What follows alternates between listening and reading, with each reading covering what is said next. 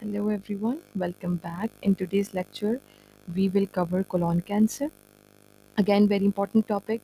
We'll talk about the risk factors, we'll talk about the screening. Screening is very high yield for step 1 and step 2. We'll talk about the types of colon cancer and pathogenesis. Yes, of course. But before we jump into colon cancer, in the previous lecture, we have already talked about polyposis syndromes. Okay, and we have covered everything except Lynch syndrome. So I want to cover this thing first, then we will move towards colon cancer. Okay. Lynch syndrome, another name is hereditary non-polyposis colorectal cancer, alternate name, and I have already emphasized the importance of alternate names. You should remember everything. Okay, Lynch syndrome or hereditary non-polyposis colorectal cancer. Again, it is autosomal dominant, like familial adenomatous polyposis. Okay, and there is a mutation of mismatch repair genes. So when there is a mutation of APC and KRAS genes through microsatellite instability pathway, there will be uh, formation of familial adenomatous polyposis. When there is a mutation of mismatch repair genes like MLH1 or MSH2 with subsequent microsatellite instability pathway, there will be formation of which syndrome? Lynch syndrome. So you should know the differentiating points between two, which pathway is in which syndrome, okay, and which genes are in which syndrome. 80% progresses to colorectal cancer. Again, proximal colon is usually always involved, and it is associated with endometrial, ovarian, and skin cancers. So when they give the scenario of Lynch syndrome or HNPCC, you should remember that there is an involvement of microsatellite instability pathway with the mutation of mismatch repair genes MLH1 and MSH2, and which part of the colon is involved. Proximal colon is usually involved, and through this syndrome, a person can progress to colorectal cancer. There are 80% chances, but not just colorectal cancer. There would be another type of cancers like endometrial, ovarian, and skin cancer. So it is very important to remember these cancers too. Okay. Now let's talk about colorectal cancer. First, we'll talk about the risk factor for the colon cancer. And let me give you a scenario. Like if I'm seeing a patient and my patient is above the age of 50, let's say, and he is coming into the office and I'm seeing this patient, and I on inspection I'm seeing that this patient is very thin, lean, above the age of 50, is kind of drowsy, and saying in the history, he's saying that he's feeling anemic, he's having shortness of breath, and sometimes he's having diarrhea.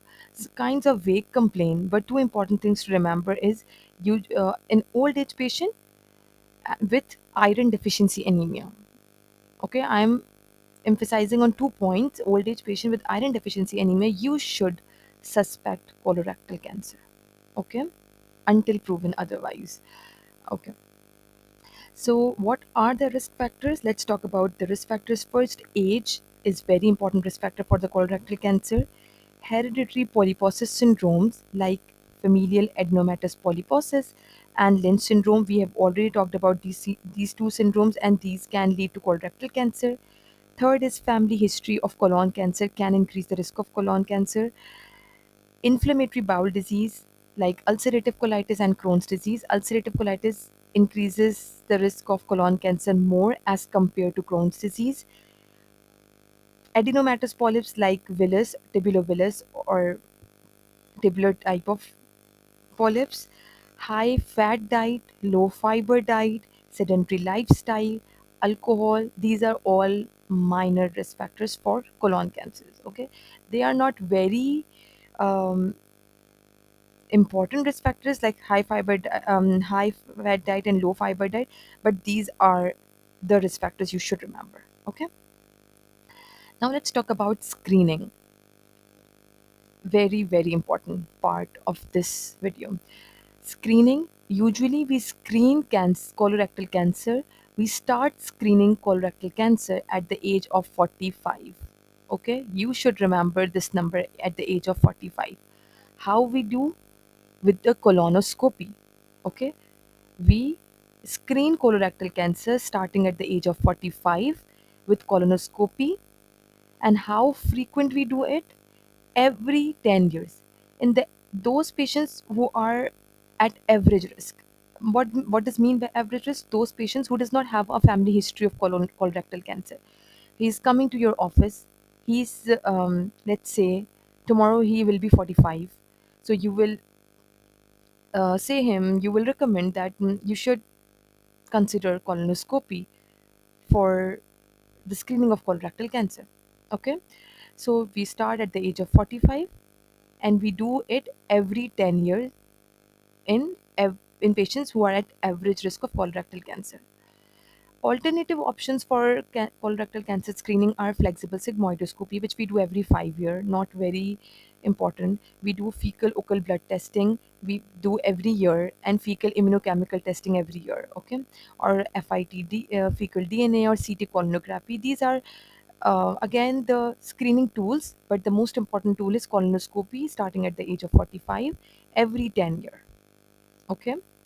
Now, if the first degree's relative has a colon cancer, if my first degree relative or anybody's first degree relative has a colorectal cancer, first degree relative means parents or siblings, has colorectal cancer, then what would we do to that person? When we will start screening for to that person? We'll start screening at the age of 40. We'll minus 5 years, okay? In average risk patients we are starting at the age of 45. In those who has first degree relative with the colorectal cancer, we'll start screening at the age of 40. Or and we will do starting at the age of 40, we'll do every 5 year. So we are deducting 5 from average risk. In average risk we were starting from at the age of 45. Here we are starting colonoscopy at the age of 40. We are doing every 10 year in average risk, and here we are doing every 5 year. Or what we can do, we can start 10 years before the age of affected family member. What does mean by this point? Like if a first degree relative has got to know about the colorectal cancer at the age of, for suppose, um, 55, then we'll do 10 years before the age of affected family member. That means we'll start at the age of 35, 45, yeah, 35. Okay. I hope I'm doing the right thing. Yeah, right calculation. Okay. If there are high risk colonoscopy findings, for example, if you do colonoscopy and you see that there are villus types of polyps, not tubular villus, not tubular, villus polyps, these are high risk feature on colonoscopy, or you see high grade dysplasia, or you see polyps that are more than 1 centimeter, then when will you do colonoscopy? Every 3 to 5 years. Okay, in average risk 10 year, in first degree relative every 5 year, and in high risk colonoscopy findings we do every 3 to 5 years. Okay, if a patient has inflammatory bowel disease, Crohn's or ulcerative, we will start colonoscopy 8 to 10 years after the diagnosis of inflammatory bowel disease, and then we do every 1 to 2 year.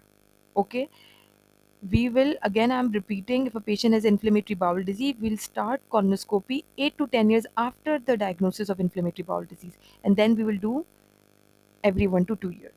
If a patient has hereditary non-polyposis colorectal cancer or Lynch syndrome, we'll start colonoscopy at the age of 25, and we'll do every 1 to 2 years. If patient has familial adenomatous polyposis, we will start colonoscopy at the age of 12 years, and we'll do every year.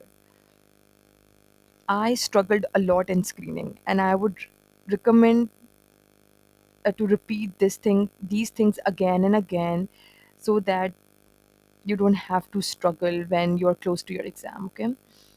Now we'll see here they are showing the X-ray find barium enema finding and apple core lesion. Usually we see on the left-sided colonic colorectal cancer. Tumor marker of colon cancer is carcinoembryonic antigen, is good for the recurrence of cancer, but it's not used for screening. For screening, we are using colonoscopy.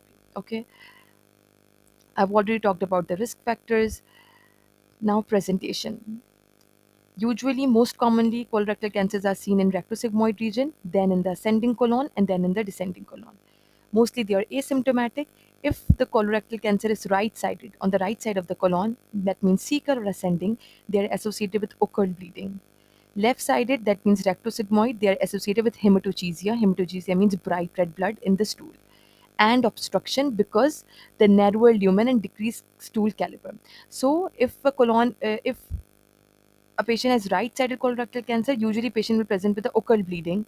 They have exophytic mass, occult bleeding because of the iron deficiency, occult bleeding that leads to iron deficiency anemia, and they will have weight loss. Okay, and if the patient has left-sided colorectal cancer, usually they have a narrow lumen. Left-sided colon has a narrower lumen compared to right-sided colon, so the patient will have obstruction, signs of obstruction. Okay, infiltrating mass, obstruction, colicky pain, and hematochezia.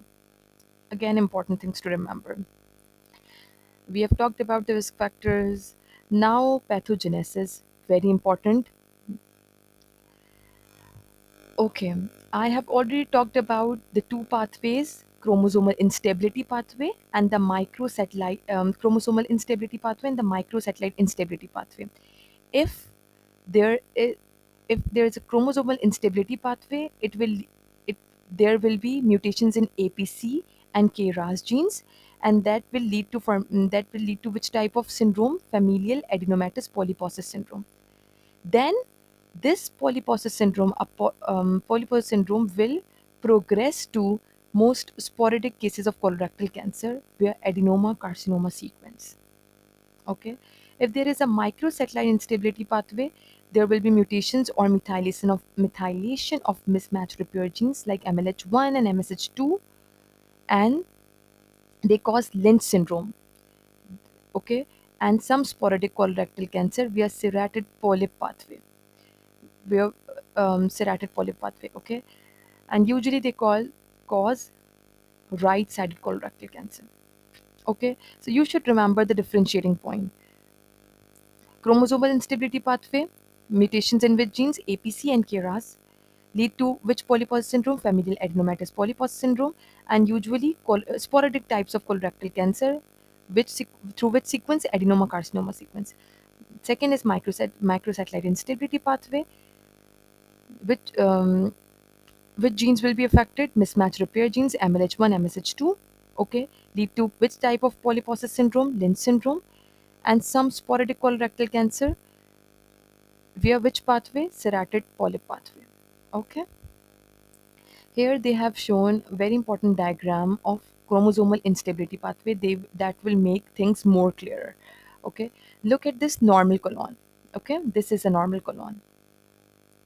When there is a loss of APC gene, I have told you APC is a tumor suppressor gene. When there is a loss of tumor suppressor gene, okay, there will be decreased intercellular adhesion. The bond between the cells will get resolved, and the cell's proliferation will increase. When the proliferation increases, the chances of polyps or cancer increases. So, from normal colon to colon at risk happens because of the loss of APC tumor suppressor gene. Always remember APC tumor suppressor gene. In this way, you will remember that this is a tumor suppressor gene. Okay. Again, I'm repeating, from normal colon to colon at risk happens because of the loss of APC gene. The colon at risk, you can see this is the colon at risk. Colon at risk to adenoma. Okay. And the formation of polyps and adenoma, there is a mutation of proto-oncogene called KRAS gene, unregulated intracellular signaling. Okay. From normal colon to colon at risk due to loss of APC gene, colon at risk to adenoma formation due to the mutation of proto-oncogene KRAS. From adenoma to carcinoma, the formation of colorectal cancer is due to loss of tumor suppressor gene, which is TP53 and DCC. So here in the chromosomal instability pathway, there are three genes, two tumor suppressor genes and one is proto-oncogene. Normal colon to colon at risk due to loss of tumor suppressor gene. Colon at risk to adenoma due to proto-oncogene. And from adenoma to carcinoma due to again loss of tumor suppressor gene, which is different from APC. The name is TP53 and DCC. Okay, this is all for today's lecture, and I hope I have made the things clear. If you guys have questions, you can ask in the comment section.